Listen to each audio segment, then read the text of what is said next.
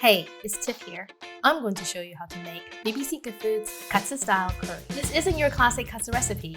This is an easier version and takes a few shortcuts.